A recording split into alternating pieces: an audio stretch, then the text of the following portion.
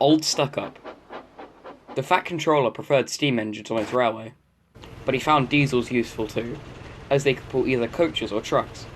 "You're versatile," he would say. "Real mixed traffic engines." Boko and Bear were proud of this, but James was not impressed.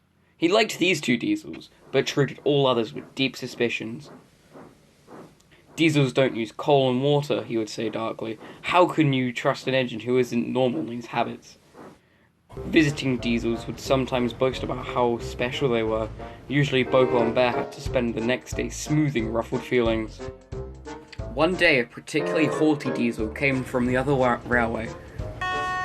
When the visitor found he was to share the shed with steam engines, he stopped outside in disgust and would refuse to go any further.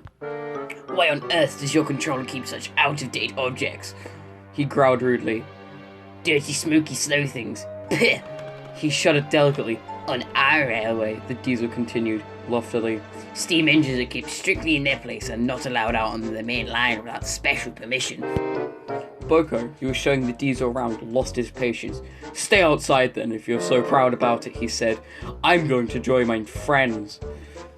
"I hope it's cold in the morning," snorted James. "At least someone might want to preserve us. Who needs him, old stuck-up?" The engines were glad when morning came. They went to fetch their trains as early as they could, and the diesel was left alone. "That's better," he purred to himself. "How can an engine rest in all that hissing and clanking?" The cleaning equipment and fuel supply were in the part of the shed that Boko and Bear shared.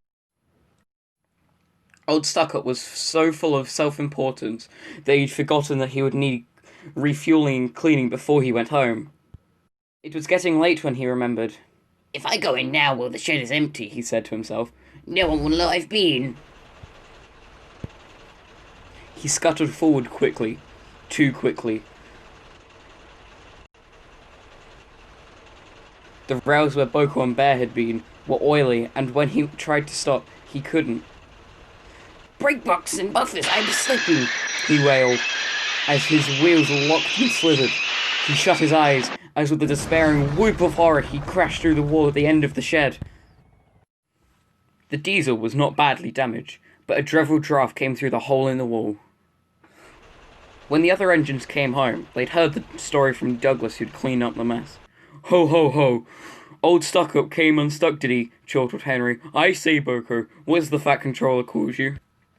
"Versatile," chuckled Boko, "but that isn't what he called Old Stuck-Up. I couldn't hear all he said, but I didn't think it sounded very polite."